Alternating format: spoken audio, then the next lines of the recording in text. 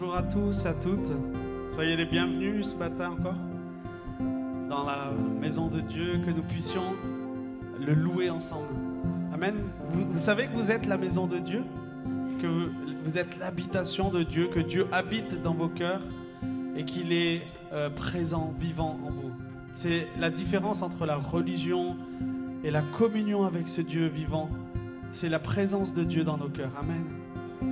Alors ce matin, nous vous invitons, groupe Louange et vous, nous vous invitons à voir, à goûter combien Dieu est bon. Amen. Est-ce qu'on peut se lever pour le chanter? Oh, viens et vois combien Dieu est bon aujourd'hui. Et chaque jour, oh, viens et vois que Dieu est bon. Combien l'homme est béni quand il se cache en lui. J'ai cherché Jésus.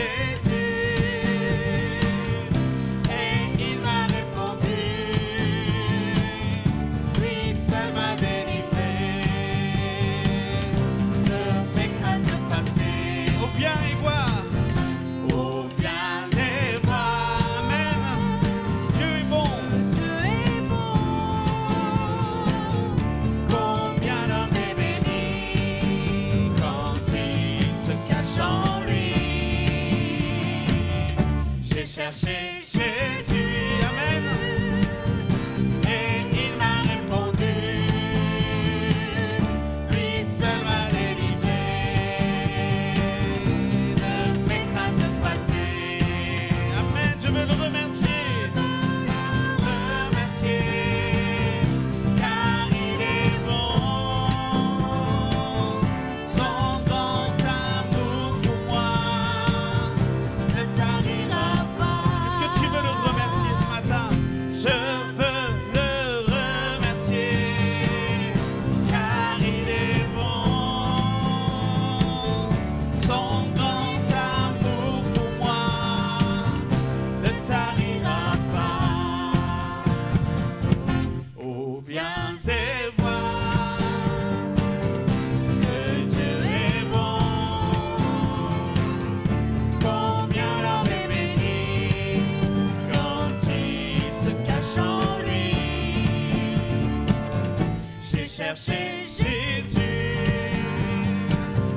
et il m'a répondu, lui seul m'a délivré de mes craintes passées. Ensemble, je veux le remercier de tout mon cœur. Oui, il est bon. Son grand amour pour moi ne tarira pas. Je veux le remercier, car il est bon. Son grand amour pour moi ne tarira pas. On va le redire, je veux le remercier. Je veux le remercier, car il est bon. Oui, son grand amour pour toi, son grand amour pour toi ne tarira pas.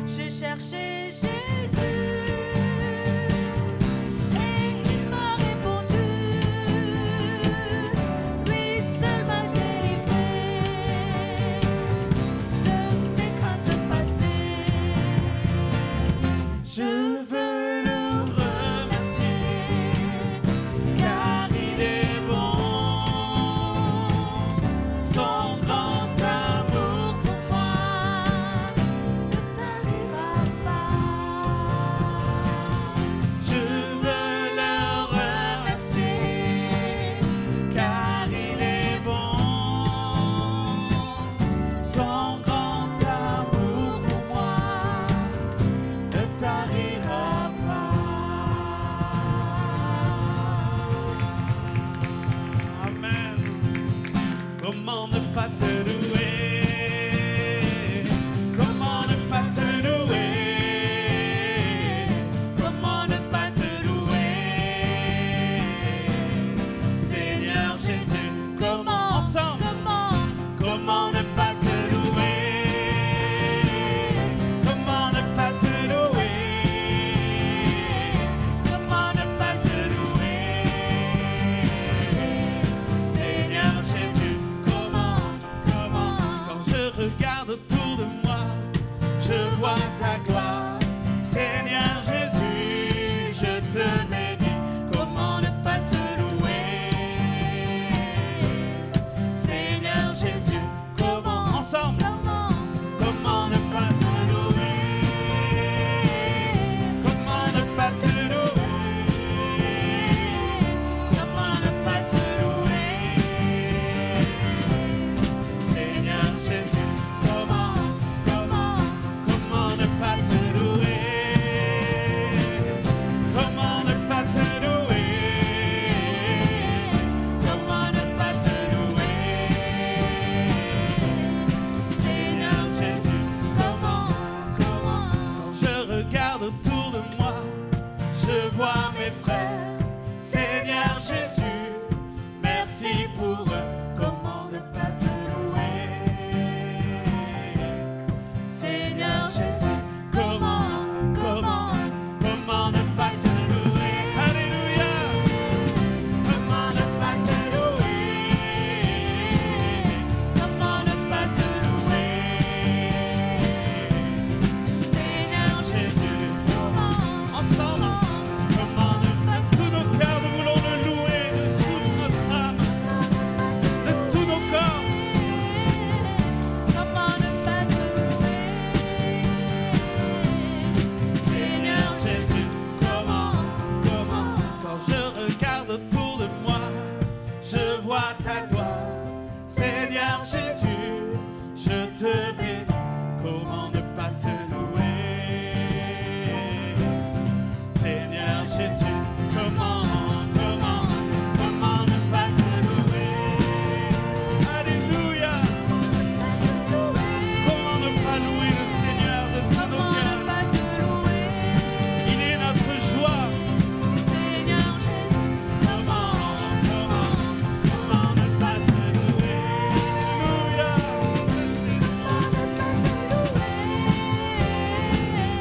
Comment ne pas te louer? Seigneur Jésus, comment?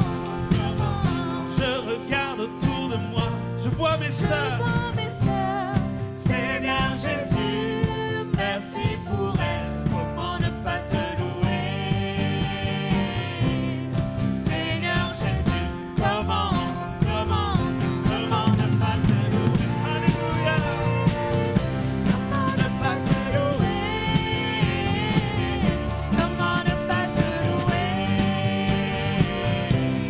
Seigneur Jésus, comment ne pas te louer? Comment ne pas te louer? Comment ne pas te louer? Seigneur Jésus, alléluia. Louons-le ce matin ensemble.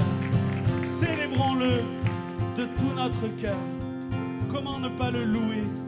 Amen. Comment ne pas le louer quand nous voyons nos frères, nos sœurs devant nous, que nous pouvons encore rencontrer, célébrer ensemble notre Dieu. Nous voulons le louer de tout notre cœur. Amen. Pour cela, Dieu nous invite à pousser des cris de joie en l'honneur de son nom. Il est notre bonheur, il est notre joie. Amen.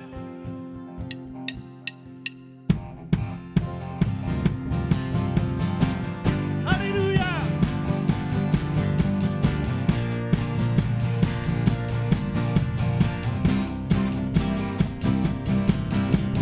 Pousse un cri de joie, mon âme, en l'honneur de l'Éternel. Alléluia. Chante avec reconnaissance, car il est le Dieu fidèle.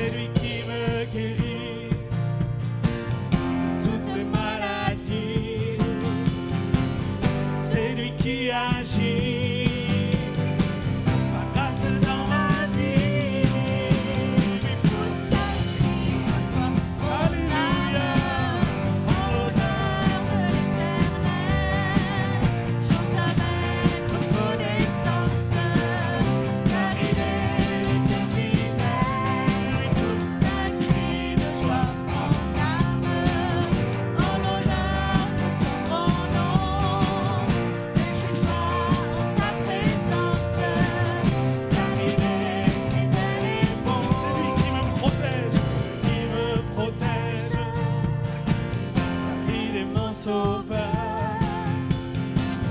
C'est lui qui m'arrache à toutes mes frayeurs. Pousse un cri de joie, mon âme, en l'honneur de l'Éternel. Chante avec reconnaissance, car il est le Dieu fidèle. Ensemble, Pousse un cri de joie, mon âme, en l'honneur de son grand nom. Réjouis-toi en sa présence, car il est fidèle et bon. Pousse un cri de joie, mon âme, en l'honneur de l'Éternel. Chante avec reconnaissance, car il est le Dieu fidèle. pousse un cri de joie, mon âme. Alléluia. Alléluia. Nous voulons pousser vers l'Éternel un cri de joie. Amen. Poussons vers lui des cris de joie. Vers l'Éternel, notre Dieu, parce qu'il est bon, parce qu'il est grand. Alléluia. Nous te louons, Seigneur. Tout notre cœur ce matin. Nous voulons célébrer ton nom. Et dire, Seigneur, que nous sommes créés pour te louer, pour t'adorer, Jésus.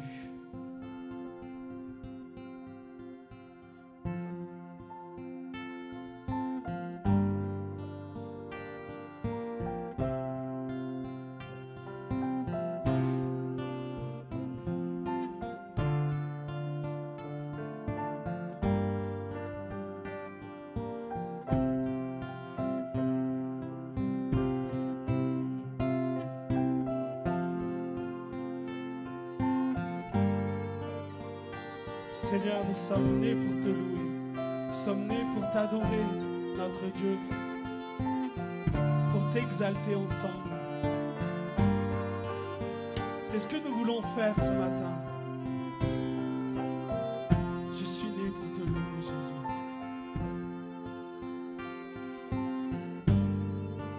Je suis né pour t'adorer. Je suis né pour t'adorer, mon obéir à ta voix. Je suis fait pour toi. Je suis né pour te louer. Je suis né pour glorifier ton nom. En toutes circonstances, apprendre à te dire merci. Je suis né pour t'aimer. Amen. Je suis né pour t'adorer, mon Dieu, obéir à ta voix. Je suis fait pour toi. On va redire ensemble. Je suis né pour te louer. Je suis né pour glorifier ton nom.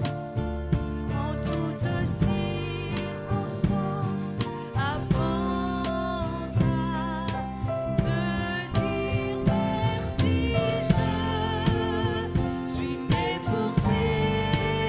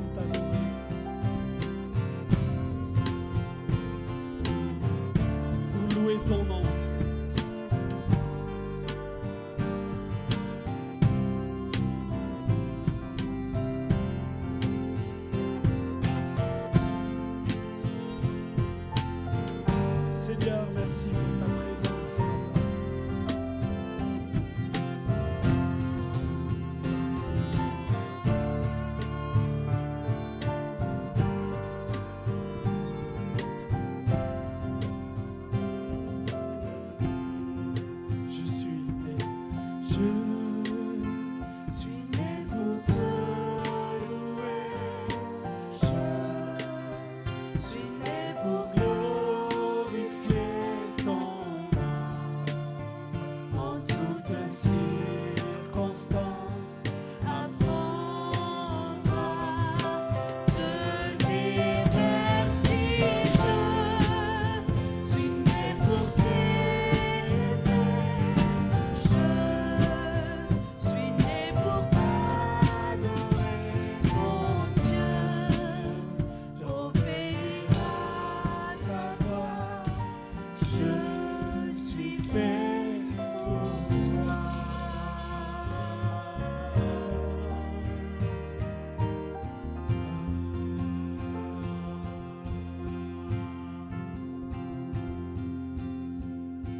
J'entre dans tes portes.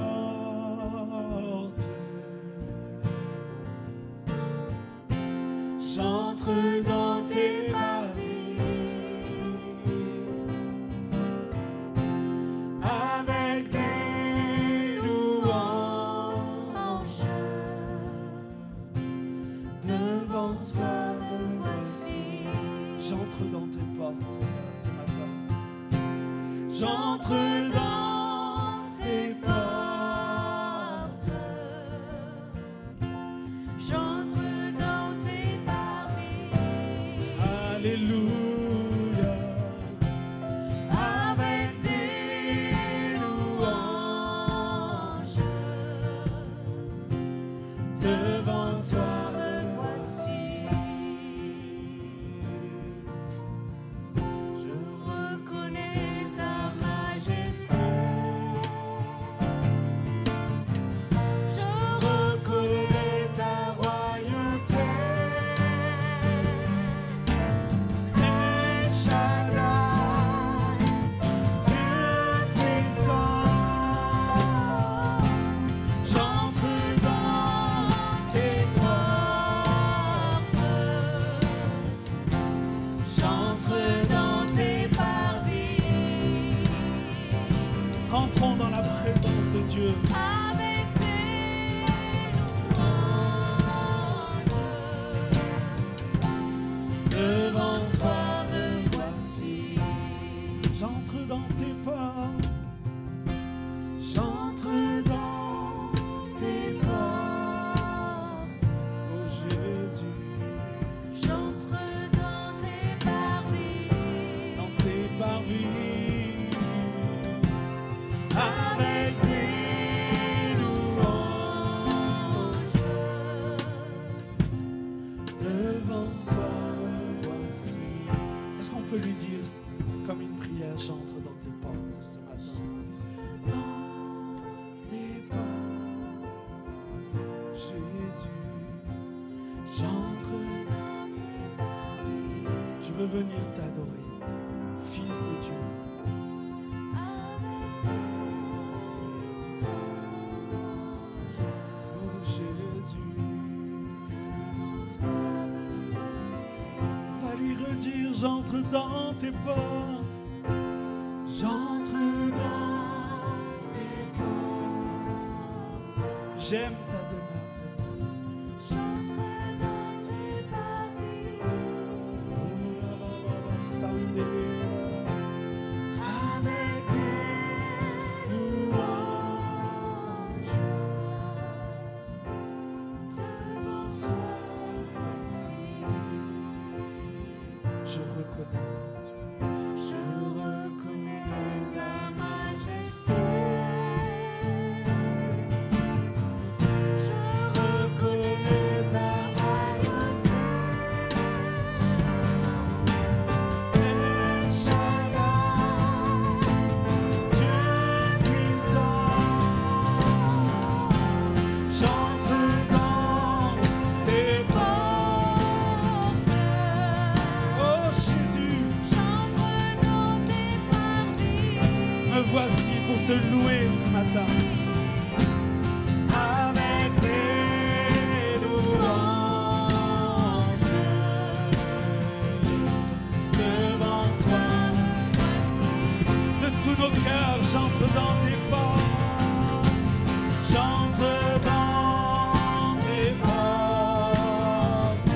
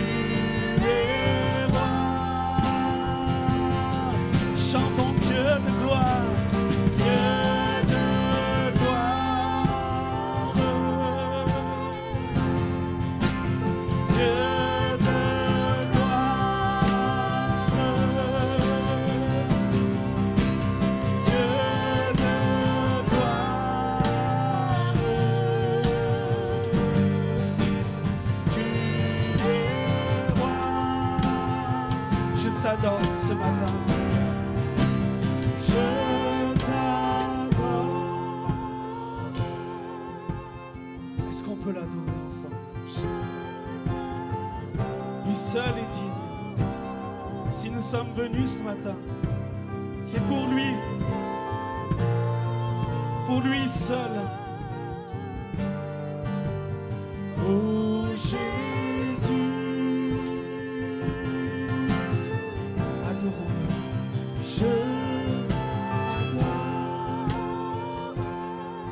Je t'adore.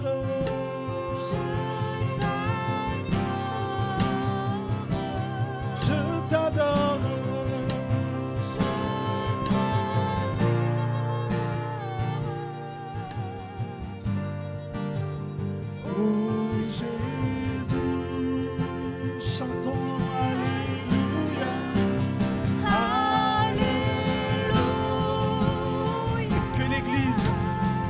Alléluia, ensemble.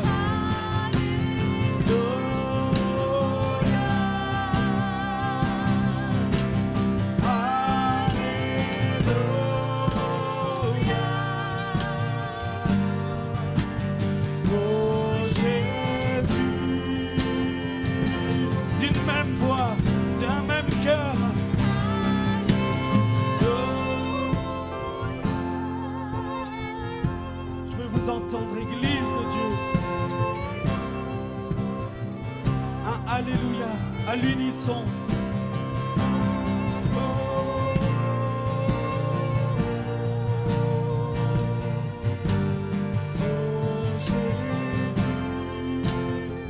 Ceux qui peuvent le louer en langue.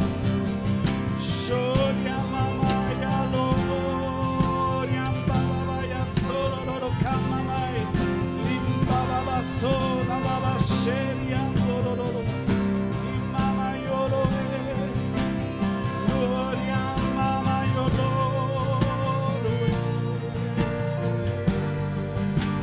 siria mama yoro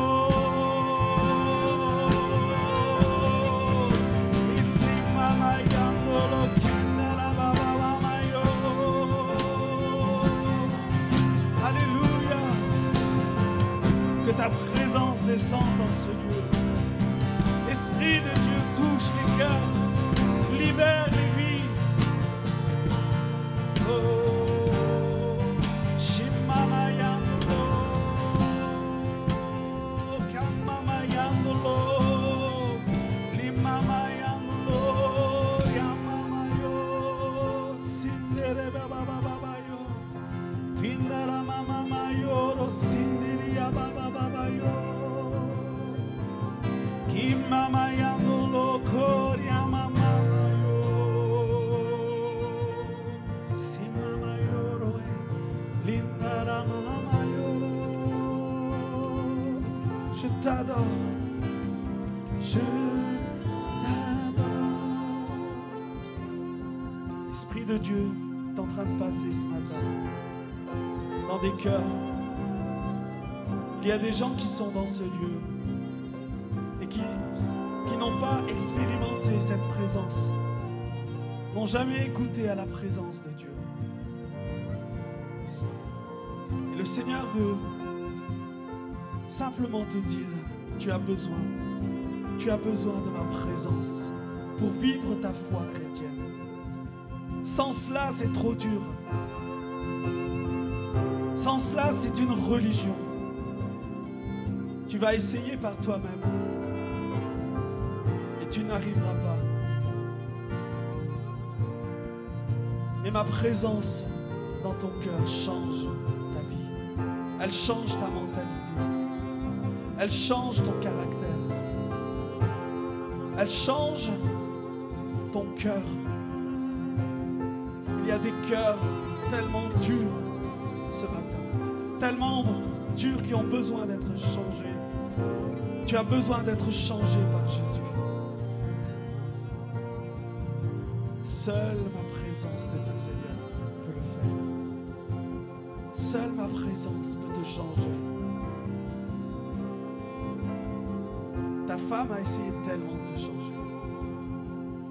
Ta femme a essayé de changer ta vie, ton n'est pas arrivé. Et ce matin, le Seigneur te dit, moi, je peux changer ce qu'il y a de plus dur en toi. Les gens autour de toi ont essayé de changer ton caractère. Les gens autour de toi ont essayé de changer ta mentalité. Mais seul Jésus peut te changer. Il y a une personne qui est là, qui a des traits de caractère, des traits d'humeur tellement difficiles. Tu empoisonnes les gens autour de toi. Tu fais du mal aux gens autour de toi. Et tu n'arrives pas à changer. Tu dis, je n'y arrive pas. Je n'y arrive pas. Le Seigneur te dit ce matin, laisse ma présence t'envahir. Laisse ma présence te changer tous les jours. Tu as besoin de l'Esprit de Dieu. On va redire, Seigneur, viens dans ma vie, je t'adore. Je t'adore. Viens changer ma vie. Je t'adore. Viens changer ma vie, Jésus. Je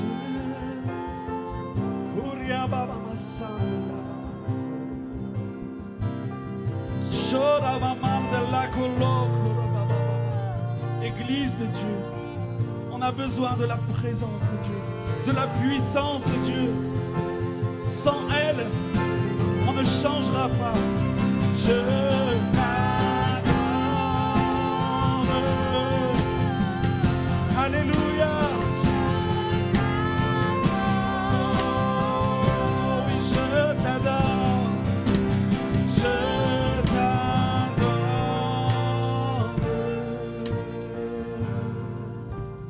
Oh, Jésus.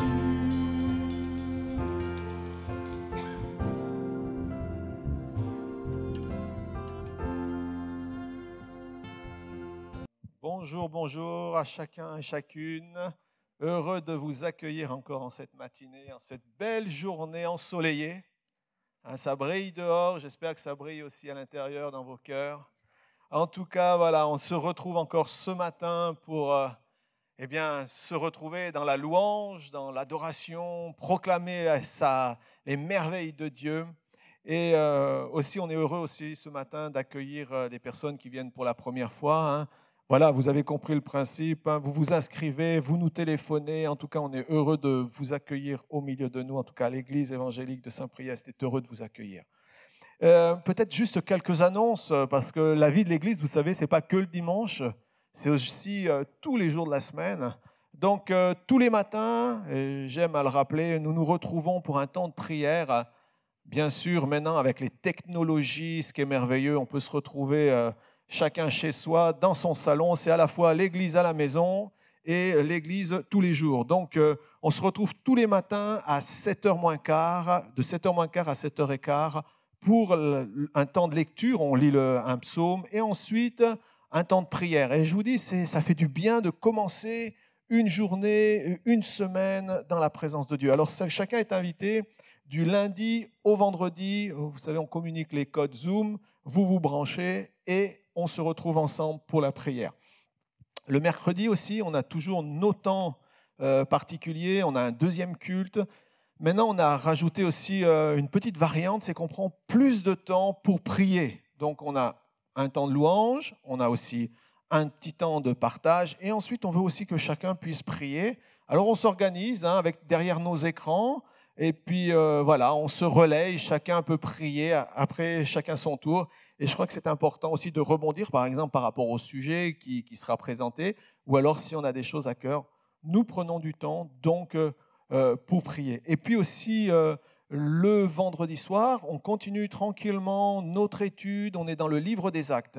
C'est un très beau livre, on vous encourage. Si vous aimez l'étude de la parole de Dieu, venez le vendredi soir. On prend vraiment du temps pour étudier en profondeur un texte, un passage. Et donc là, on est toujours dans le livre des Actes et on voit maintenant comment l'Évangile a commencé à se propager à Antioche et comment Dieu va qualifier d'autres hommes, d'autres personnes pour le servir, pour diffuser l'évangile. Donc ça, c'est tous les vendredis. Et puis bien sûr, le dimanche, on a notre culte. Exceptionnellement, cet après-midi aussi, il y a un culte spécial pour les femmes. Et je crois que c'est une bonne chose. C'est les femmes parlent aux femmes. Voilà. Ça, au moins, elles vont se comprendre. Parfois, un homme parle aux femmes, ça passe mal. Mais une femme qui mieux qu'une femme peut comprendre une autre femme? Donc, on a mis un temps à part cet après-midi, un temps de louange, un temps de partage de la parole de Dieu et aussi un temps de prière. Bien sûr, toujours en respectant ces fameuses distances, et puis la réunion étant à 15h. Voilà, vous voyez, la vie de l'Église, c'est quelque chose qui est toujours actif. On est là, le Seigneur nous donne la grâce de pouvoir se retrouver. Alors c'est quelque chose de merveilleux de pouvoir le faire, et surtout ne passons pas à côté. Voilà, en tout cas, et puis aujourd'hui, cette semaine aussi, on a eu 2 anniversaires. Ça a été l'anniversaire de notre sœur Adrienne, 91 ans, vaillante, toujours vaillante pour le Seigneur. Et puis notre sœur Janine qui a eu 88 ans. Voilà, donc ça, ce sont des événements mémorables à noter. Toujours vaillante pour le Seigneur. On commence avec Dieu et on va jusqu'au bout avec le Seigneur. Amen. Amen. On ne lâche rien. On va jusqu'au bout pour Dieu. Et même si ça devient difficile, si ce n'est pas évident, le Seigneur nous donne la force nécessaire de tenir. Je vais laisser Julien pour ce temps de prédication. Si nous sommes réunis ce matin, c'est dans un seul but, c'est de voir davantage Dieu agir dans nos vies. Je ne sais pas pour vous, mais moi, si je me suis levé ce matin, c'est que je m'attends à ce que Dieu intervienne, à ce que Dieu parle. Parce que, je ne sais pas pour vous, mais moi, je ne suis pas rassasié, je ne suis pas satisfait. Et j'ai ce désir vraiment de me présenter devant Dieu et de lui dire « Seigneur, qu'est-ce que tu veux me dire ? Seigneur, ce que tu penses compte pour moi. Qu'est-ce que tu veux me dire, Seigneur ?» Et ce matin, vraiment, ce que je veux dans ce temps de message, c'est vraiment parler d'un point en particulier qui, je le crois, est un point de blocage dans beaucoup de vies chrétiennes. Et c'est un sujet de joie parce que ça veut dire que si on fait ce qu'il y a à faire, ce point de blocage va sauter et on va pouvoir entrer aussi tous ensemble en tant qu'Église dans une nouvelle dimension dans notre marche avec le Seigneur. Amen. Amen. Donc on va parler ce matin d'autorité. Si on peut passer à la page d'intro, on va parler du principe d'autorité. Et le principe d'autorité est quelque chose qui est majeur dans la vie chrétienne. On a eu un premier message qui avait été donné déjà fin janvier par pasteur Yves, et on va prendre encore un peu la suite de ce thème-là, et on va aller un petit peu plus loin. Alors, on va afficher le plan. Donc, en fait, ça va s'articuler autour de 3 points principaux. Le premier, c'est le principe d'autorité. Le deuxième, c'est en quoi ça nous concerne. Et le troisième, c'est comment faire pour manifester cette autorité. Parce que c'est bien beau de savoir des choses, mais moi, ce qui m'intéresse le plus, c'est mais comment le mettre en pratique, comment vivre ce que le Seigneur a prévu de toute éternité pour moi, comment rentrer dans les projets que Jésus-Christ a tracés pour moi. Alors, on va commencer par le principe d'autorité. Alors, il y a des points qui ont déjà été revus, donc je ne vais pas revenir dessus. Le premier, donc, ça avait déjà bien été abordé par le pasteur Yves fin janvier, c'est que Dieu est l'autorité suprême. Dieu soutient le monde par sa parole puissante, par son autorité. Dieu est Dieu, Dieu règne, il n'y a rien qui échappe à l'autorité de Dieu. Dieu est tout-puissant et tout ce que Dieu dit, il est capable de l'accomplir. Il ne peut pas exister d'obstacle à ce que Dieu veut faire. Personne n'a le pouvoir d'empêcher le bras de Dieu d'agir. Personne n'a ce pouvoir-là. Par contre, Dieu nous demande après de suivre certaines lois qu'il a instituées, de suivre certaines règles qui sont là pour nous, pour notre protection. Le deuxième point, c'est que Dieu a placé toutes les autorités. Et ça, c'est quelque chose qui est un peu moins facile à aborder. Toutes les autorités sur la terre ont été établies, instituées par Dieu. Dieu a délégué son autorité, l'autorité du Seigneur Dieu Tout-Puissant, et Dieu l'a déléguée à de simples hommes, à de simples femmes sur la terre. Et on le voit dans Romains 13, verset 1, si on peut l'afficher, que chacun se soumette aux autorités qui nous gouvernent, car toute autorité vient de Dieu, et celles qui existent ont été établies par Dieu. Toutes les autorités ont été établies par Dieu. Par exemple, pour ceux qui sont à l'école, il y a des autorités. hein, on ne fait pas ce que l'on veut. Il y a des professeurs, il y a des directeurs, il y a du monde qui est là tout autour. Ces personnes-là ont été instituées par Dieu. On voit par exemple à la maison. À la maison, les enfants, ils savent très bien que moi j'ai des enfants en bas âge, ce n'est pas eux les rois, c'est les parents qui ont reçu l'autorité. À votre travail, hein, on a toujours une autorité, hein. Même quand on est à son compte, on a toujours une autorité qui est là, qui traîne et qui a un droit de regard sur ce que nous faisons. On voit que même dans un rassemblement, hein, même dans une association, vous êtes dans une association, je ne sais pas, association de parents d'élèves, même là il y a des autorités. Il y a un président, un trésorier, un secrétaire. De partout, il y a des autorités.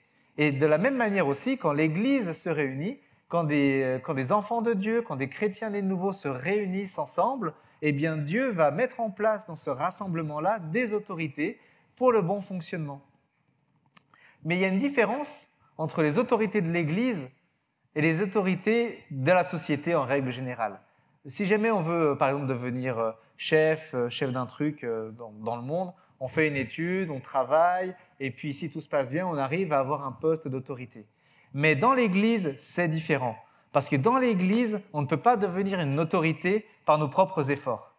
Parce que c'est Dieu lui-même qui institue les autorités dans l'Église.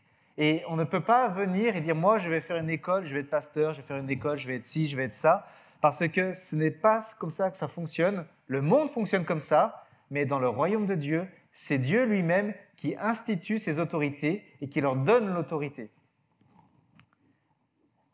Ce n'est pas un projet personnel. Être une autorité dans l'Église, ça ne peut pas être un projet personnel, ce n'est pas un plan de carrière, mais c'est Dieu qui établit. Et après, derrière, si Dieu nous établit, même à un autre niveau, ça peut être responsable avec les enfants, ça peut être responsable dans certains pôles d'activité, ça peut être responsable dans plein de choses, dans le service pour Dieu. Dieu nous appelle aussi à nous revêtir d'humilité. On le voit dans 1 Pierre 5,5. « Et tous, dans vos rapports mutuels, revêtez-vous d'humilité, car Dieu résiste aux orgueilleux, mais il fait grâce aux humbles. » Ça veut dire que même si jamais on est passé en position d'autorité, n'oublions pas que c'est Dieu qui nous a placés là. Il peut aussi nous enlever de là, il n'y a aucun problème.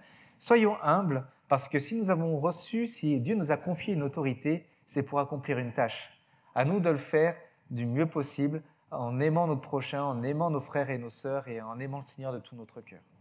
Amen. Troisième petit point, et il y aura plein de petits points.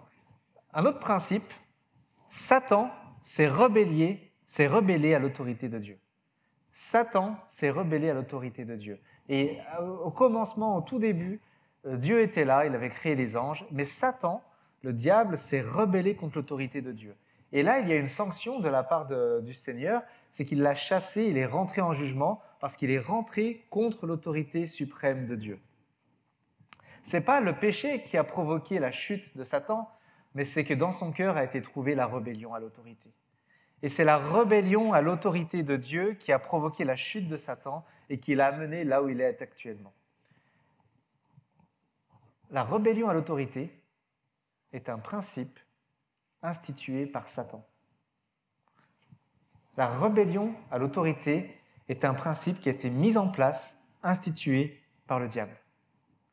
Et il est le prince de ce monde, et on voit qu'il a beaucoup de disciples. Il y a beaucoup de disciples à ce niveau-là. Il y a beaucoup de rebelles à l'autorité. Et c'est un fait, ça a été institué par Satan. Mais du coup, vous me voyez venir peut-être, vous dites, mais et nous Et nous alors? Qu'est-ce qui se passe quand je me rebelle face aux autorités? Si on regarde bien, si on se rebelle face aux autorités, on applique un principe qui a été établi par Satan. Parce que la rébellion aux autorités n'est pas quelque chose qui a été créé par Dieu, qui n'a pas été établi par Dieu, mais qui a été établi par notre adversaire, par le rebelle, Satan lui-même. Donc, et ce qui est intéressant, c'est que si toutes les autorités qui ont été établies sur terre, elles ont été établies par Dieu, ça veut dire quoi? Ça veut dire que si je me rebelle face à une autorité qui est autour de moi, je me rebelle face à l'autorité de Dieu lui-même. On va le voir dans Romains 13, donc j'ai affiché la suite, au verset 2. Donc, c'est pourquoi celui qui s'oppose à l'autorité résiste à l'ordre que Dieu a établi, et ceux qui résistent attireront une condamnation sur eux-mêmes. Dieu ne rigole pas avec l'autorité. Dieu ne rigole pas avec le principe d'autorité. C'est lui qui a établi des autorités, et il dit, si vous vous rebellez face aux autorités que j'ai établies, vous aurez affaire à moi parce que vous touchez à l'autorité que j'ai déléguée à ces hommes et à ces femmes. Alors là, vous allez me dire, ouais, mais il y a des gens, c'est compliqué, il y a des autorités, elles sont compliquées. Hein, je suis sûr qu'il y en a certains, ils étaient là comme ça, ils ont serré leurs mains là comme ça. Là, ils ont dit, oh. Mais il faut réaliser une chose, il y a une différence entre se soumettre à l'autorité et obéir à l'autorité. En fait, on n'obéit pas à un homme, on obéit à l'autorité que Dieu lui a donnée. Hein? On n'obéit pas à un homme qui est placé autour de nous, on n'obéit pas à un chef, on n'obéit pas à des gens qui sont comme ça, mais on reconnaît l'autorité et on obéit à l'autorité que Dieu lui a donnée. On se soumet aux autorités parce que nous savons que cette autorité-là a été donnée par Dieu lui-même. Bien sûr, les hommes, ils sont imparfaits. Hein. On n'a pas besoin de chercher loin pour reconnaître que les autorités, elles sont imparfaites. Hein, on est tous des hommes, des femmes, on est tous comme ça, ensemble, dans le même bateau. On est là comme ça, et on sait très bien qu'on a des défauts. Et même si vous êtes un jour placé en situation d'autorité, vous n'allez pas être rendu parfait. Mais Dieu nous demande de nous soumettre aux autorités parce que nous reconnaissons l'autorité, et c'est à cause de cette autorité que nous obéissons. On va voir un exemple dans la Bible. Donc, c'est un passage où le peuple hébreu est en train de sortir d'Égypte, était sorti d'Égypte, et Moïse était là, il était avec le peuple, il y avait eu tous les prodiges en Égypte, et donc il est à la tête d'1 million d'hommes, tranquilles, revêtus de l'autorité de Dieu, les fléaux d'Égypte ont été faits à travers lui, voilà. Moïse est là, et puis il conduit. Et il y a un moment où il va y avoir un problème familial avec son grand frère et sa grande sœur, qui sont Aaron et Myriam. On va voir ce passage dans Nombre 12. Myriam et Aaron parlèrent contre Moïse au sujet de la femme cushite qu'il avait épousée. En effet, il avait épousé une femme cushite. Alors cushite, ça veut juste dire que c'est un autre pays au sud de l'Égypte, donc ce n'est pas une personne du peuple hébreu. Et donc Myriam et Aaron dirent, « Est-ce seulement par Moïse que l'Éternel parle? Mais est-ce que ce n'est pas aussi par nous qu'il parle, Dieu ?» L'Éternel entendit. Or, Moïse était un homme très humble, plus humble que n'importe quel homme à la surface de la terre. Soudain, l'Éternel dit à Moïse, à Aaron et à Myriam, « Vous trois, allez à la tente de la rencontre. » Ils y allèrent tous les trois. Et qu'est-ce qui s'est passé? Dieu va rentrer en jugement contre Aaron et Myriam, parce qu'ils se sont rebellés face à l'autorité que Dieu avait donnée à Moïse. Il faut comprendre une chose, c'est que Moïse et Aaron, ils ont confondu quelque chose. Ils ont confondu une histoire de famille avec, ça peut arriver dans une famille, il peut y avoir des conflits, il peut y avoir des situations comme ça où on ne se comprend pas. Et donc Moïse et Aaron, Myriam étaient en conflit comme ça tous les trois. Mais il y a eu un problème, c'est que, d'accord, Moïse était le petit frère, mais il était l'autorité de Dieu. Dans le cadre familial, pas de problème pour que Aaron et Myriam ils parlent avec Moïse, comme ça. Mais là, ce qu'ils ont fait, c'est qu'ils ont regardé à l'homme, ils n'ont pas regardé à l'autorité, et ils ont contesté l'autorité que Dieu lui a donnée. Et ils ont confondu l'homme Moïse et l'autorité que Dieu avait confiée à Moïse. Et ils ont dit, est-ce seulement par Moïse que l'Éternel parle? Mais ça n'a aucun rapport, parce que le problème, il est avec sa femme, il n'est pas avec l'autorité. Mais Aaron et Myriam sont rentrés en conflit, et là, Dieu lui-même est venu toucher. Il faut comprendre une chose, c'est que Moïse, lui, ne se sentait pas en danger. Parce que Moïse savait très bien que l'autorité qu'il avait reçue, elle venait de Dieu, et qu'aucun homme, aucune femme ne pouvait la retirer. Moïse savait déjà le principe d'autorité, il ne craignait pas pour son autorité parce qu'il savait qu'elle venait de Dieu et que les hommes et les femmes ne pourraient rien faire contre elle. Et derrière, on voit que Dieu est rentré en jugement, et après, derrière, les choses sont rentrées dans l'ordre. Mais un peu plus loin, on voit que rebelote, un autre groupe de personnes s'est rebellé, en Nombre 16, et exactement la même chose s'est passée. Ils ont contesté l'autorité, et c'est Dieu lui-même qui est intervenu. Ce n'est pas Moïse qui s'est défendu, oui, je suis l'autorité de Dieu quand même, souviens-toi des miracles. Non, parce qu'en fait, là, on touchait à l'autorité de Dieu, et si on touche à l'autorité, on touche à Dieu lui-même. Et on peut l'oublier parfois, parce qu'on voit des hommes imparfaits, mais on ne voit pas l'autorité qui repose sur ces hommes. Et ce faisant, on se rebelle à l'autorité, parce qu'on voit les défauts des hommes, des femmes, et du coup, derrière, on met en place la rébellion dans notre cœur. Et ça nous disqualifie aux yeux de Dieu. La rébellion nous disqualifie vis-à-vis de Dieu. Parce qu'on ne peut pas vouloir être agréable à Dieu et être dans la rébellion. Et si on se rebelle face aux autorités, on va dire « Ouais, mais je me rebelle face à une autorité, je ne me rebelle pas face à Dieu. » Mais sache une chose, que Dieu a délégué son autorité à ces hommes et à ces femmes. Et si jamais tu te rebelles à ces autorités déléguées, tu mets en pratique le principe de la rébellion et tu t'opposes à Dieu. Mes amis, ne parlons pas contre les autorités. Respectons les autorités. C'est facile de se moquer face aux autorités, mais respectons-les. Elles ont une tâche qui est la leur. Ce n'est pas à nous de rentrer en jugement. Ce n'est pas à nous de venir lutter. Ce n'est pas à nous de venir juger. Il y a un seul Dieu, il y a un seul juge, c'est le Seigneur. C'est lui qui gérera ces autorités. Mais nous, notre rôle à nous, le Seigneur nous demande de nous soumettre, de respecter les autorités et de faire ce qu'elles nous demandent. Un autre exemple, pour aller dans ce sens-là, on voit le roi David, par exemple. Le roi David, il a une particularité, c'est que quand il a été oint roi, quand on lui a dit « tu seras roi d'Israël », il y avait un problème majeur. Il y avait déjà un roi qui était déjà en place. Il y avait déjà un roi qui avait été mis en place même par Dieu. Et là, David, il se retrouve comme ça. Il y a déjà un roi qui est en place. Donc, qu'est-ce qu'il a fait, David? Il a respecté le roi. Et le roi qui était en place, s'appelait Saül, ce n'était pas une lumière. À la fin de sa vie, ce n'était vraiment pas une lumière. Il était violent, il désobéissait à Dieu, il faisait des choses qui étaient horribles. C'était un meurtrier. Mais qu'est-ce qu'a fait David? Dans son cœur, il n'a jamais maudit le roi. Dans son cœur, il a toujours respecté. Il n'a jamais permis qu'on dise du mal de lui. Il a dit, parce que cet homme-là, il a l'autorité, on ne touche pas à un homme qui a reçu l'autorité de la part de Dieu. Et même si jamais ce roi voulait tuer David, David ne s'est pas laissé tuer, il est parti. Parce qu'il savait très bien que le roi il était en train de faire des choses qui n'étaient pas justes. Mais il reconnaissait l'autorité de Dieu sur sa vie. Et comme il reconnaissait cette autorité, du coup, il ne l'a pas touché. Et il a eu l'occasion même de le tuer à plusieurs reprises, mais à aucun moment, David n'a osé toucher cet homme-là. Pourtant, on va dire, il aurait pu le mériter, il avait fait plein de choses horribles, mais parce que David connaissait sa place, ce n'était pas à lui de juger les autorités. C'est à Dieu de juger les autorités. Et on voit que c'est ce qui s'est passé. À un moment donné, au bon moment, Dieu est rentré en jugement et a retiré la vie de Saül. Et cette fois-ci, David a été élevé comme roi, un homme selon le cœur de Dieu. Un homme selon le cœur de Dieu.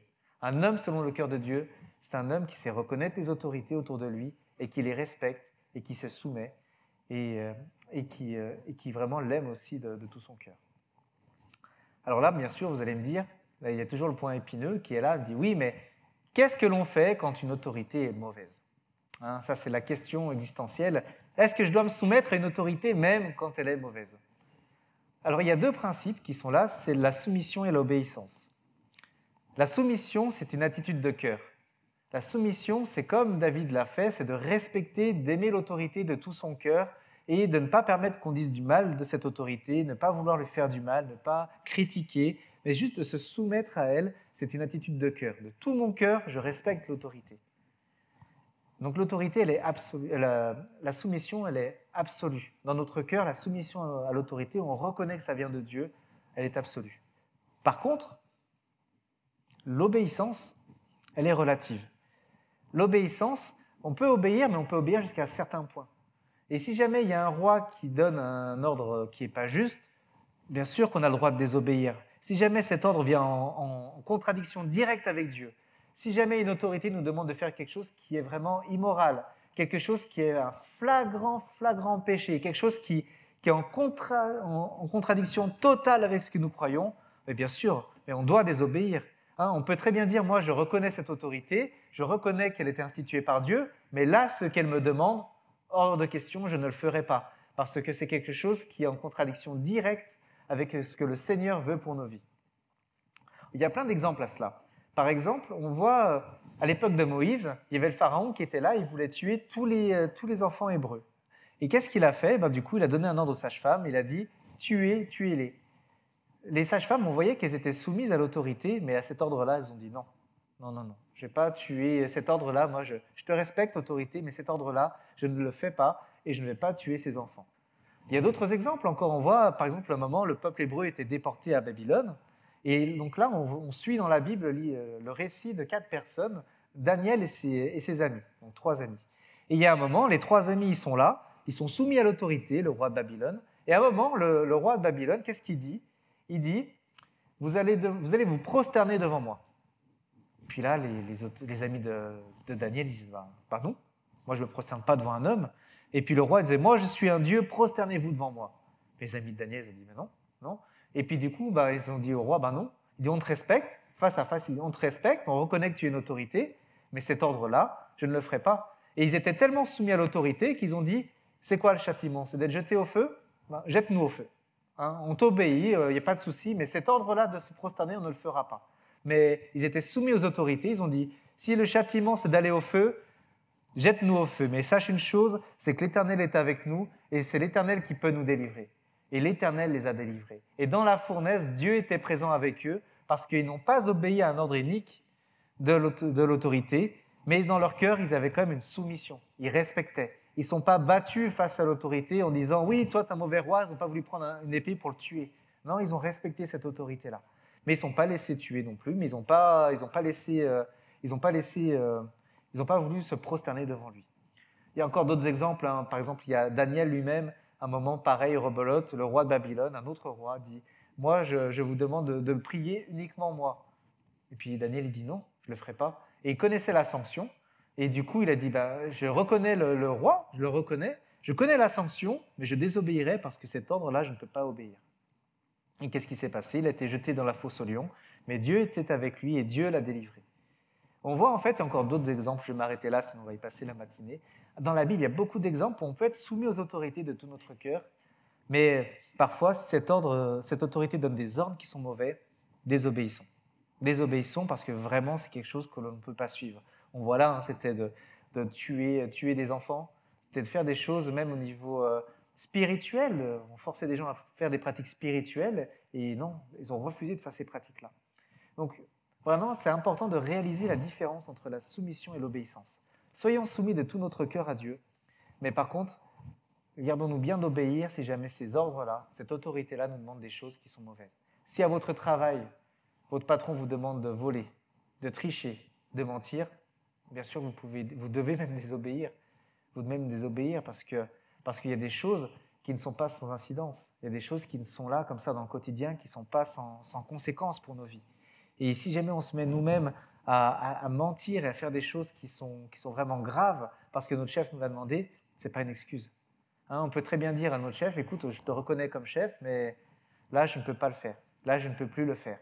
Et du coup, si jamais on doit être viré, on est viré. Mais sachez une chose, c'est que le Seigneur sera avec vous. Hein, parfois, la voie de la soumission à l'autorité, ce n'est pas la voie la plus facile. C'est beaucoup plus simple d'être dans le même moule que tout le monde et de faire comme tout le monde. Mais vous savez quoi? Dieu nous appelle un peuple à part. Hein, si Dieu appelle l'Église un peuple à part, c'est que nous sommes différents, nous sommes à part, nous sommes saints, nous sommes différents des gens qui sont autour de nous. Et au bout d'un moment, cette différence, elle doit se voir. Et nous sommes appelés par le Seigneur à montrer justement cette différence. Que les gens y voient que nous sommes un peuple saint, un peuple à part. Et quand nous commençons à manifester cela dans nos vies, le Seigneur vient aussi manifester son autorité dans nos vies. Et vient aussi approuver nos vies, il vient aussi mettre des signes, des prodiges derrière nous pour justement attester que nous lui appartenons et que nous sommes ses enfants. Alors en quoi ça nous concerne? Alors on a déjà commencé un petit peu à le toucher, mais en fait, n'oublions pas que Jésus-Christ, quand il est venu sur terre, il avait un seul objectif, c'est que la volonté de Dieu soit manifestée sur terre. Hein? Quand Jésus il est venu, il n'est pas resté dans son coin à continuer son métier de charpentier, mais il était là, il avait qu'un seul objectif, c'était de manifester la volonté de Dieu sur terre. C'était que des gens qui étaient malheureux, brisés par la vie, soient restaurés par le Seigneur. Que des gens qui étaient touchés par la maladie, qui souffraient, soient restaurés par le Seigneur. Le but de Jésus, c'était vraiment que des hommes et des femmes qui n'avaient plus aucun espoir retrouvent l'espoir en Dieu à travers Jésus-Christ. C'est ça l'œuvre du Seigneur. L'œuvre du Seigneur, quand il est venu sur terre, c'était cela. C'était d'instaurer vraiment l'autorité de Dieu sur la terre. Et l'autorité de Dieu sur la terre, c'est ce que Jésus appelle le royaume de Dieu. Et là où est l'Église, là est censé être le royaume de Dieu. Là où est l'Église, là est censé être l'autorité de Dieu. Là où se trouvent des hommes et des femmes qui ont reçu Jésus-Christ dans leur vie, avec ces hommes et ces femmes se trouve aussi la présence de Dieu, l'autorité de Dieu, le royaume de Dieu. C'est le plan de Dieu de manifester le royaume de Dieu sur terre parce qu'il y a beaucoup d'hommes et de femmes qui souffrent en ce moment. Il y a des hommes et des femmes qui ne savent plus vers qui se tourner. Il y a des hommes et des femmes qui sont sans espoir. Il y a des hommes et des femmes même qui se suicident parce qu'ils n'ont plus aucun espoir. La réponse de Dieu à ce monde qui souffre, c'est d'envoyer des hommes et des femmes manifester le royaume de Dieu, manifester Jésus. Et qu'à travers ces hommes et ces femmes, les gens voient justement qui est le Seigneur. Nous prêchons l'Évangile. L'Évangile, c'est quoi? C'est d'amener des hommes, des femmes, c'est d'amener des hommes et des femmes, de les enlever de l'autorité de Satan et de les amener à l'autorité de Dieu. C'est de prendre des hommes et des femmes qui, pour plein de raisons, étaient là comme ça, étaient coincés dans la rébellion, étaient coincés dans le péché, coincés sans le savoir, dans l'opposition à Dieu. Et l'objectif de Dieu, c'est vraiment d'amener ces personnes-là et de les tirer de là où ils étaient, de là où ils souffraient à cause de tous ces tourments-là, et de les amener dans le royaume de Dieu, sous l'autorité de Dieu pour qu'ils soient restaurés. L'œuvre de Dieu, c'est cela, c'est de prendre des hommes et des femmes, de les tirer de l'autorité de Satan et de les ramener sous l'autorité de Dieu pour qu'ils puissent être totalement transformés, guéris, délivrés par Jésus. C'est l'œuvre du Seigneur. Mais comment est-ce que l'on peut prêcher l'Évangile nous-mêmes si dans notre cœur nous avons une rébellion à l'autorité? Comment est-ce qu'on peut prêcher à des gens de relâcher l'autorité de Satan, d'arrêter la rébellion pour venir auprès de Dieu si nous-mêmes dans notre cœur, on est rebelle à Dieu? Ça ne marche pas, on n'est pas crédible. On ne peut pas prêcher ce message-là. Et moi, je suis convaincu que ce que le diable craint le plus, ce n'est pas que l'on prêche l'Évangile. Moi, je suis convaincu que ce que le diable craint le plus, c'est que nous nous soumettions aux autorités et que nous manifestions l'autorité de Dieu dans nos vies. Parce que si jamais nous commençons à manifester l'autorité de Dieu dans nos vies, ça ne sera plus la même. On peut prêcher l'Évangile seulement en parole, mais je suis convaincu que prêcher l'Évangile avec puissance, c'est prêcher l'Évangile en ayant aussi cette soumission à l'autorité de Dieu et à l'autorité que Dieu a établie. Je suis convaincu que si on prêche l'Évangile avec la rébellion dans notre cœur, on ne peut pas être approuvé. On ne peut pas être approuvé de la part de Dieu et il ne va rien se passer. Et surtout, on n'est pas crédible. Maintenant, la question, c'est comment faire pour manifester cette autorité? Comment faire pour manifester cette autorité? L'obéissance à Dieu est une des choses les plus importantes demandées dans la Bible. Et il faut réaliser une chose, c'est que c'est par la foi, en effet, que nous avons reçu la vie de Dieu. Parce qu'un jour, on a entendu l'Évangile, on a entendu le message de la Bible, et parce que nous l'avons reçu, nous avons reçu quelque chose de la part de Dieu. Nous n'avons pas juste reçu une croyance, mais nous avons reçu une vie qui vient de Dieu lui-même, et cette vie est venue dans notre cœur, et nous vivons la vie de Dieu. Nous avons reçu cette vie de Dieu. Le jour où on a compris, on a réalisé que nous étions en conflit avec Dieu, le jour où nous avons compris qu'on avait besoin du pardon de Dieu pour nos péchés, et que ce pardon était offert uniquement en Jésus-Christ, et que ce pardon de Jésus se recevait juste simplement. Le pardon de Jésus, la vie de Dieu se reçoit juste simplement. Parce qu'on a compris qu'on avait besoin du pardon de Dieu, parce qu'on a compris qu'on avait besoin de Dieu, juste simplement en reconnaissant cela et en marchant de tout notre cœur, maintenant dans une vie nouvelle avec Dieu, le Seigneur vraiment vient nous transformer et vient nous pardonner. Et ça, c'est le message de l'Évangile. C'est réaliser des hommes et des femmes qui réalisent qu'ils ont besoin du pardon de Dieu et qui ont eu cette révélation que c'est en Jésus-Christ seul que nous pouvons le recevoir. Et quand on reçoit vraiment ce pardon dans nos vies, tout est bousculé, tout change. Ce n'est pas juste on rentre dans une nouvelle religion, c'est nous recevons une vie nouvelle. Le Seigneur nous transforme et fait de nous des nouvelles personnes. Ce n'est pas on est en train de rafistoler. Vous savez, souvent, on voit beaucoup d'émissions de bricolage comme ça où on rafistole un peu. Là, le Seigneur, il n'est pas venu pour rafistoler nos vies, il est venu pour en créer une nouvelle. Il est venu tirer un trait sur les choses du passé pour faire naître des choses nouvelles. Ça, c'est le message de l'Évangile. Et nous avons reçu cette vie de Dieu le jour où nous avons cru par la foi dans le message de Jésus. Simplement parce que nous l'avons reçu et que nous avons adhéré de tout notre cœur. Et comme on a adhéré de tout notre cœur, on a dit, mais il y a des choses dans notre vie, ça doit cesser. Maintenant, nous recevons la vie par la foi, mais nous pouvons la vivre au quotidien uniquement par l'obéissance. C'est uniquement par l'obéissance au Seigneur, c'est uniquement par l'obéissance à son autorité, à l'obéissance à ce qu'il nous dit, que nous pouvons vivre cette vie au quotidien. Si jamais nous sommes dans la rébellion, on ne peut pas vivre cette vie-là au quotidien. Si en permanence, quand Dieu nous parle, nous disons non, non, non, nous ne pouvons pas vivre cette vie au quotidien. Et c'est dommage,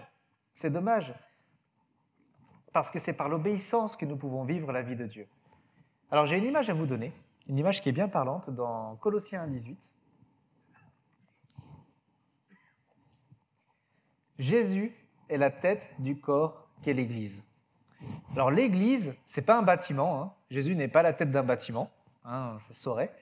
Jésus est la tête de tous les croyants, les hommes et les femmes qui ont reçu Jésus-Christ dans leur cœur, qui sont nés de nouveau et qui vivent cette vie nouvelle avec lui. Et Jésus est la tête. Et en fait, c'est marrant parce qu'en fait, il dit que c'est comme un corps humain, hein, bien sûr, un corps avec des pieds, des mains, des genoux et tout ça et tout ça. Et il y a une tête, et la tête, c'est Jésus. Alors, ça, c'est pratique parce qu'on a tous un corps. Hein, on est d'accord, on a tous un corps ici présent, on est tous là. On sait comment ça fonctionne, c'est une image qui nous parle. Imaginez, là, vous êtes assis, et puis à la fin du culte, là, à midi, vous voulez vous lever. Imaginez, votre tête dit « lève-toi », et les jambes disent « non ». Je vous ramènerai les sandwichs. Et imaginez vraiment que vous êtes là, comme ça, à table, et puis vous dites « ah, j'allais prendre ma fourchette pour aller manger, comme ça ». Puis imaginez que votre tête, elle dit « vas-y, ben, le bras bouge à prendre ça ». Imaginez que le bras, il dise « non, je ne bouge pas ». On est comme ça, on serait bête, hein. On serait là, comme ça. Si le bras, il ne répond pas, on ne va pas manger tout de suite. Hein. Alors on se dit « c'est pas grave, on va prendre l'autre main ». On prend l'autre main, elle obéit, c'est bien. Imaginez, on est comme ça, on pique. On va pour amener à la bouche, puis imaginez que vous êtes là, puis votre bouche, elle ne s'ouvre pas. C'est compliqué, hein. Là, vous êtes là comme ça, je suis sûr que vous êtes assis, ça se passe mal, je ne peux pas me lever, j'ai un bras qui ne veut pas obéir, la bouche ne veut pas obéir. Ça, on en rigole, mais il y a des gens qui souffrent de ça. Hein. Il y a des gens qui souffrent comme ça de problèmes où leur corps ne répond pas. Et ça se passe mal. Hein. On est tous d'accord, ce n'est pas le mode de fonctionnement normal du corps humain. Le corps humain, c'est quoi? C'est la tête qui coordonne le corps et qui demande des choses aux différents organes. Et les différents organes doivent tous s'exécuter pour que le corps fonctionne correctement. Ainsi, pour marcher, on utilise plein de muscles. S'il y a des muscles qui refusent de marcher, vous allez tomber. Et si jamais il y a de la rébellion dans le corps, ça ne marche pas. Si jamais il y a des organes dans le corps humain qui ne fonctionnent pas, qui sont dans la rébellion à la tête, ça ne marche pas. Et Jésus est en train de poser ce principe-là. Il dit, mais moi, je suis la tête de l'Église. Je suis la tête du corps qu'est l'Église. Et si jamais vous désobéissez, si vous ne vous soumettez pas à ce que je vous demande, si vous n'obéissez pas à ce que je vous demande, le corps ne va pas fonctionner. L'Église ne fonctionnera pas bien. Parce que j'ai des plans et des projets qui sont prévus pour l'Église de Saint-Priest, mais si ses membres ne m'obéissent pas, si chacun ne tient pas son rôle, si jamais les hommes et les femmes ne font pas ce que je leur ai demandé clairement, le corps ne fonctionnera pas. Et le corps sera un corps malade, avec des organes qui seront malades. Et ne pourra jamais rentrer pleinement dans son plan et ne pourra jamais rentrer pleinement dans les projets merveilleux que j'ai prévus pour lui, dit le Seigneur. Vraiment, réalisons que notre désobéissance, elle est grave. Réalisons que notre désobéissance, elle est grave, parce que non seulement on se rebelle à Dieu, mais en plus, cela impacte la vie du corps de l'Église. Et il y a des gens, il y a des personnes, même des personnes qui suivront ce message sur la vidéo, qui savent clairement ce que Dieu leur a demandé, mais qui ont choisi de désobéir. C'est pas sans conséquence. Et c'est pas sans conséquence. L'obéissance à la volonté de Dieu est la chose la plus importante demandée par Dieu. Et nous devons être soumis à ce que Dieu nous dit. Nous devons être soumis à la parole. Sinon, nous allons partir dans tous les sens. Il n'y a que l'obéissance qui honore véritablement Dieu. Si je sers avec ma volonté personnelle, je ne peux pas être agréable à Dieu. On va voir un exemple qui est là. Donc, c'est le roi Saül. Et le roi Saül, donc, ce n'était pas un roi, je disais, qui était vraiment bon. Mais avant que David arrive, justement, il était quand même roi. Et il y avait un moment clé, un moment charnière dans son règne qui a fait qu'il a tout perdu. Et on va voir ce passage-là. Donc en fait, dans ce passage, Dieu lui avait donné un ordre. Tu vas dans telle ville, je rentre en jugement, tu tues ce qu'il y a dans cette ville, et tu tues tout, y compris les bêtes. Et tu ne me ramènes pas des animaux pour faire des sacrifices ou des choses comme ça. Tu tues absolument tout. Et donc, on va voir ce que le roi Saül va faire. Donc dans 1 Samuel 15, verset 23, si on peut l'afficher. L'Éternel trouve-t-il du plaisir dans les holocaustes et les sacrifices, comme dans l'obéissance à la voix de l'Éternel? Qu'est-ce qu'il a fait, Saül? Je vous le donne en mille. Il est dans la ville, il a ramené les moutons, il a ramené les boucs, les béliers, tout ça. Il dit, c'est super, avec ça, je vais pouvoir prendre ça. Et bien, vous inquiétez pas, hein, je vais les sacrifier, on va faire la grande fête, on va honorer Dieu. Et puis comme ça, on va se réjouir et on va honorer Dieu en faisant un grand sacrifice d'animaux qui coûtent très cher et tout ça. Mais Dieu dit, voici l'obéissance vaut mieux que les sacrifices. et l'observation de sa parole vaut mieux que la graisse des béliers. Car la désobéissance est aussi coupable que la divination, et la résistance ne l'est pas moins que l'idolâtrie et les théraphim. Théraphim, c'est des petites statuettes, des petits dieux portatifs. Vous voyez, on a nos téléphones, ils avaient des petites statuettes comme ça, ils se baladaient, c'était leurs petits dieux qu'ils adoraient. Puisque tu as rejeté la parole de l'Éternel, il te rejette aussi comme roi. On peut se dire, c'est un peu fort quand même. Hein. Saül, il a juste désobéi. Bon, d'accord. Le problème, c'est que dans le cœur de Saül, il y avait de la rébellion.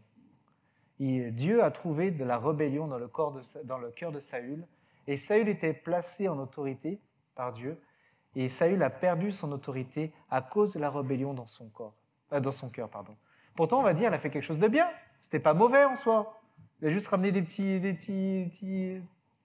chèvres, des petits boucs, des petits béliers comme ça. C'était pas méchant, il a fait de mal à personne. Et puis en plus, c'est pour les offrir à Dieu. Un super service, il était zélé, Saül. Il voulait vraiment, mais honorer Dieu. Il voulait aller au-delà de ce que Dieu lui demandait. Il voulait faire plus. Mais il a désobéi. Il a fait des choses que Dieu ne lui avait pas demandées. Et en conséquence, Dieu l'a rejeté. On le voit, Jésus lui-même le dit, dans Matthieu 7, au verset 21, si on peut l'afficher. Jésus dit lui-même, et il parle, et c'est clair, ce n'est pas une parabole, ce n'est pas une histoire où on doit chercher le deuxième degré, c'est vraiment clair, écrit noir sur blanc. Ceux qui me disent « Seigneur, Seigneur » n'entreront pas tous dans le royaume des cieux, mais seulement celui qui fait la volonté de mon Père céleste.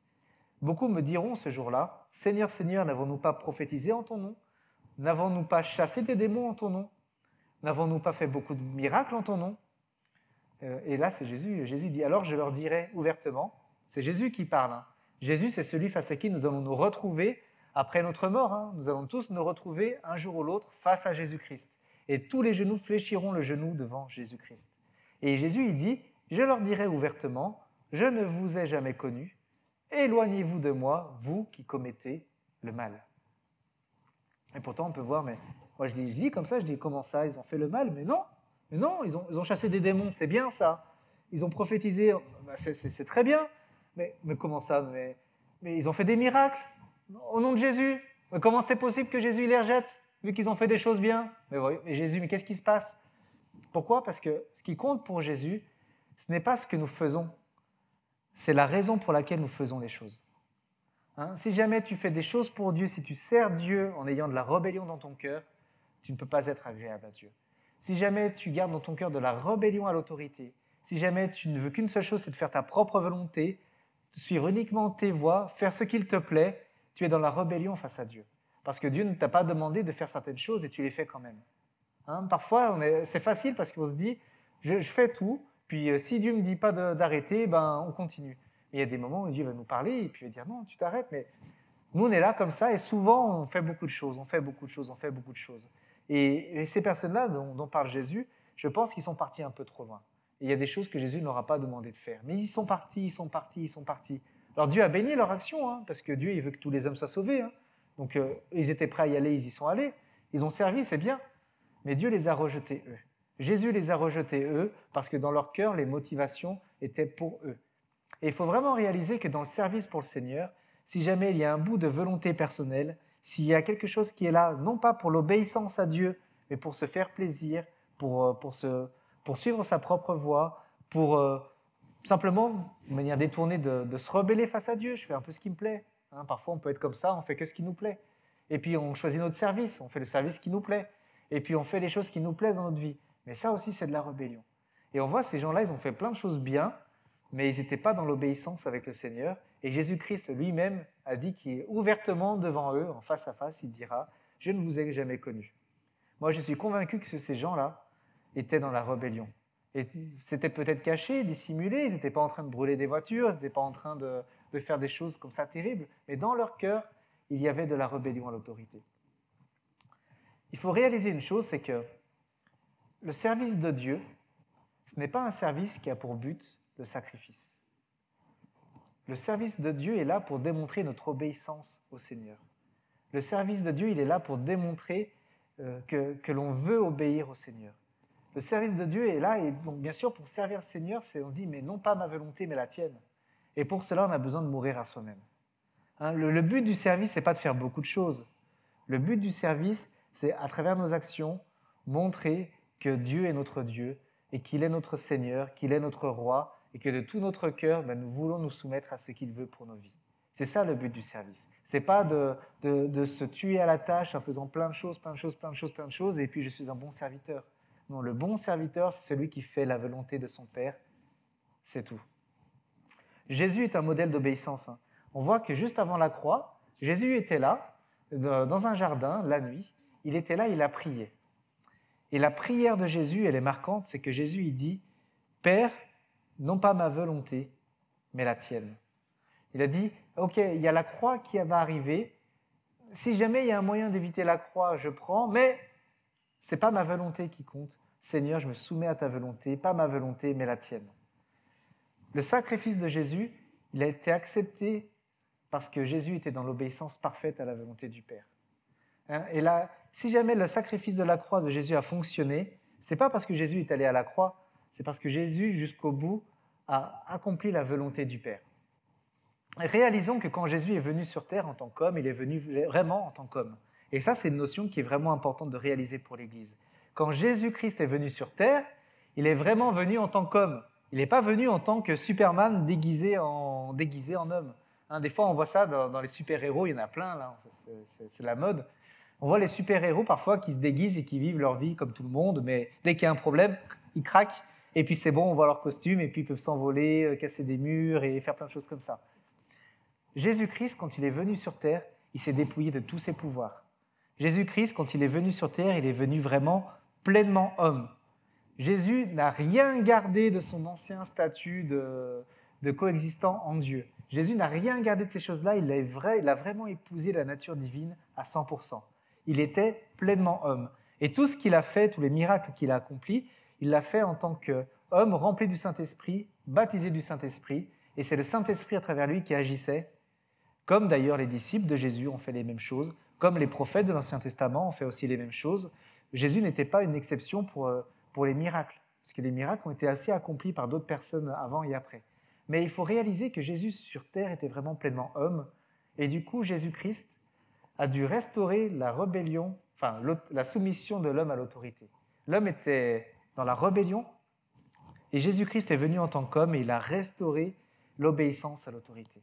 Jésus-Christ est venu et c'était le premier homme qui, de A jusqu'à Z, était resté soumis à l'autorité. Et il était soumis aux autorités qui étaient autour de lui. On voit, à un moment, il faut payer l'impôt. Il dit, il faut payer l'impôt à César. Il faut payer l'impôt. Il faut payer l'impôt pour le temple. Pas de problème, il faut payer l'impôt. Et il va se retrouver face à un chef religieux. Ce chef religieux lui donne un ordre. Jésus obéit à l'ordre parce qu'il reconnaissait l'autorité de ces personnes-là qui étaient autour de lui. Et Jésus-Christ vraiment a rétabli l'autorité de Dieu sur les hommes à travers une vie d'obéissance. Il s'est soumis aux autorités jusqu'au bout. Et je suis convaincu que le sacrifice de la croix a été accepté parce que Jésus-Christ a été soumis aux autorités, qu'il a fait la volonté du Père jusqu'au bout, jusqu'au dernier souffle. Et c'est cela qui a rendu du coup le Seigneur vraiment si particulier.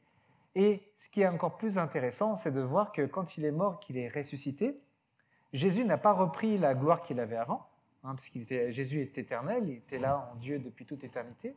Jésus n'est pas revenu au ciel en disant « Bon, elle est où ma gloire, je la reprends ?» Non, parce que Jésus-Christ était un homme à ce moment-là. Et Dieu le Père, qu'est-ce qu'il a fait? C'est lui qui lui a donné, le Père lui a donné une gloire qui était même encore plus grande encore. Il lui a donné un nom qui était plus grand que tous les autres noms.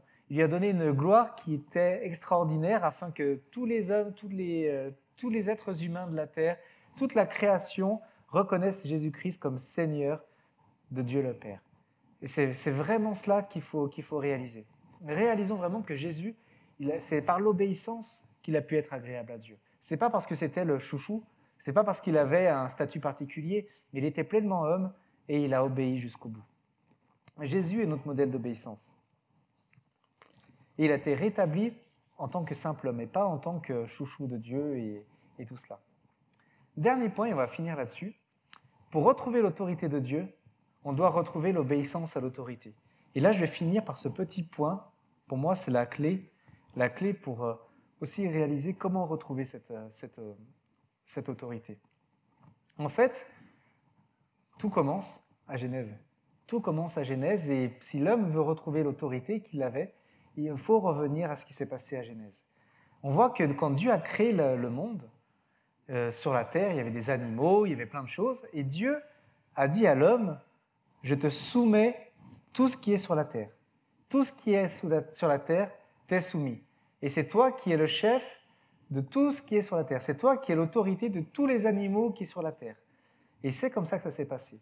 Mais, à chaque fois qu'on est soumis à une autorité, qu'on a l'autorité, on doit être soumis à l'autorité. Et Dieu dit, mais par contre, toi qui es une autorité, tu vas aussi apprendre la soumission. Donc tu vois, là-bas, il y a un arbre, l'arbre de la connaissance du bien et du mal. Tu n'y manges pas. C'est une marque d'autorité de la part de Dieu. Il a dit à l'homme, tu es une autorité, mais moi je te donne un ordre aussi, c'est de ne pas manger de cet arbre-là. Et du coup, jusque-là, tout aura pu bien se passer parce que l'homme avait une autorité, mais il était soumis à l'autorité de Dieu qui lui a dit de ne pas manger de l'arbre. On connaît l'histoire, c'est que l'homme, Adam et Ève ont mangé de cet arbre-là, et cet arbre, c'est l'arbre de la connaissance du bien et du mal. Et quand ils l'ont mangé, il s'est passé quelque chose, c'est que l'homme, avant, il trouvait la source du bien et du mal dans l'obéissance à Dieu. L'homme savait ce qu'il devait faire en obéissant au Seigneur. L'homme savait ce qu'il devait faire ou ne pas faire en disant « Seigneur, qu'est-ce que tu veux que je fasse ?» Et il le faisait.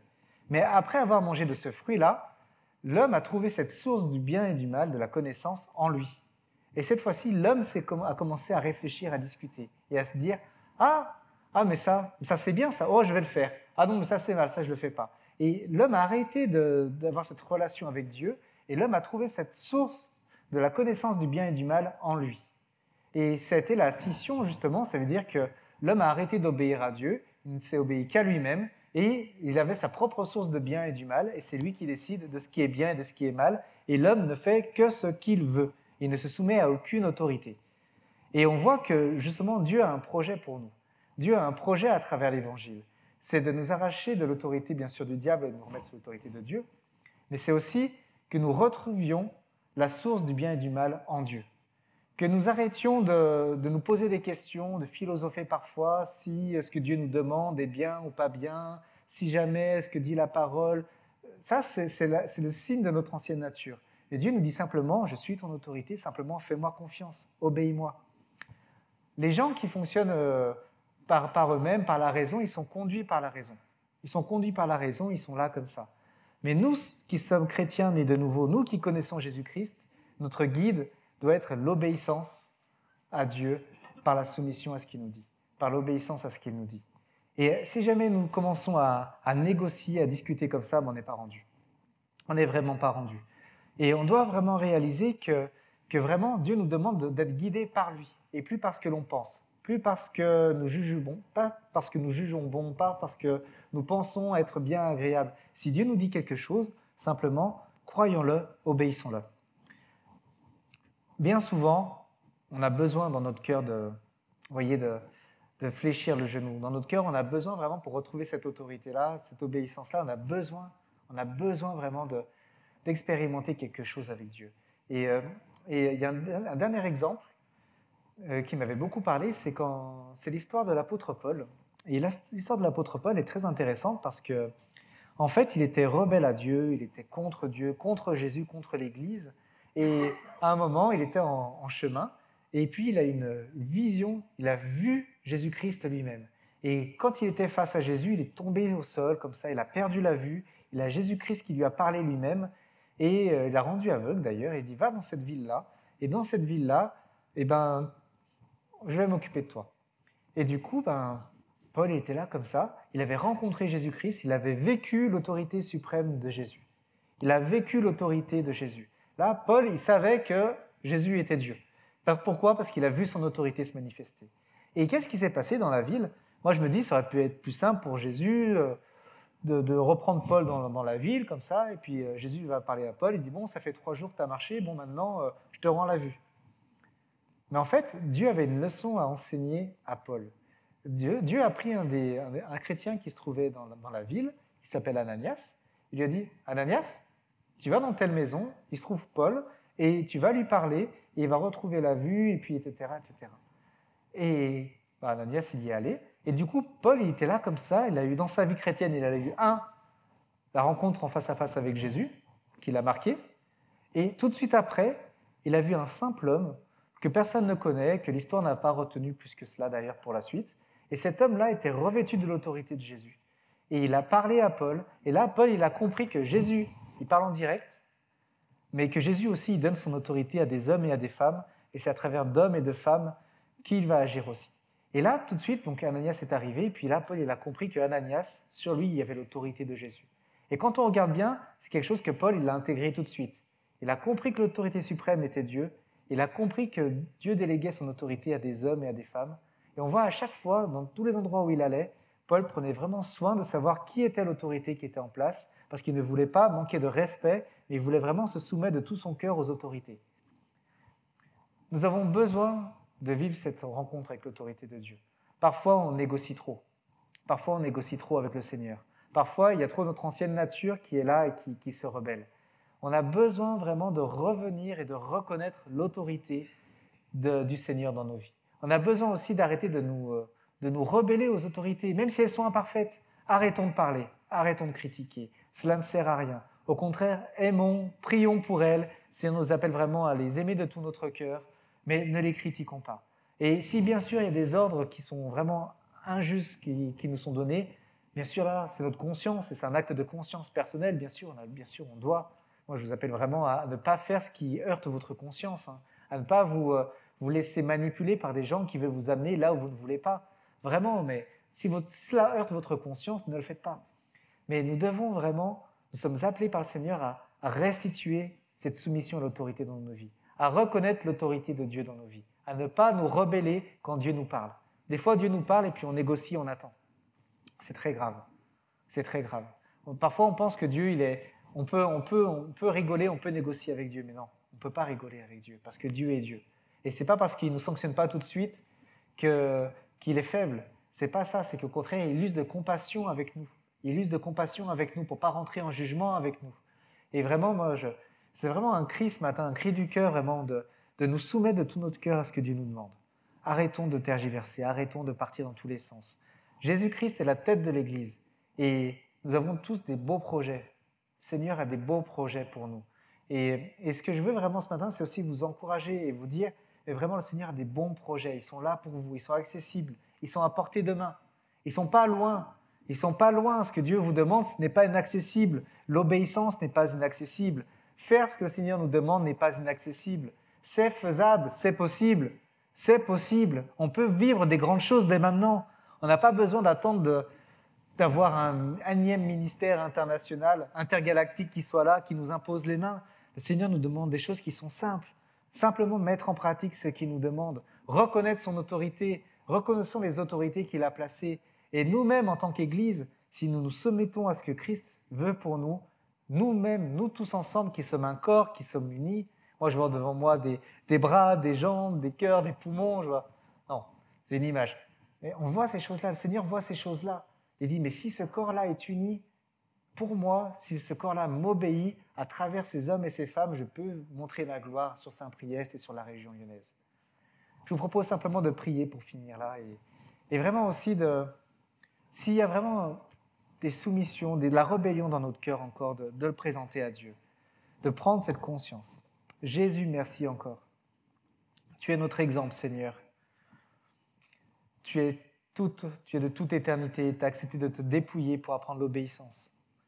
Seigneur, tu n'avais pas besoin d'apprendre l'obéissance, mais tu l'as fait pour nous, pour que nous puissions à notre tour marcher sur la voie des hommes obéissants, des femmes obéissants, qui ne font pas leur volonté, mais la volonté du Père. Seigneur, pardonne-nous pour toutes les fois où nous nous sommes rebellés et nous avons trouvé ça normal. Où nous sommes rebellés, nous avons banalisé ces choses-là. Jésus, tu as prévu des choses si merveilleuses pour nous et nous voulons les saisir. Nous voulons les saisir, Seigneur. Nous ne voulons pas que ces merveilleux projets pour nos vies soient bloqués par nos désobéissances. Seigneur, je te prie pour que tu transformes nos cœurs aussi, là où il y a de la rébellion, là où il y a une attitude de rébellion.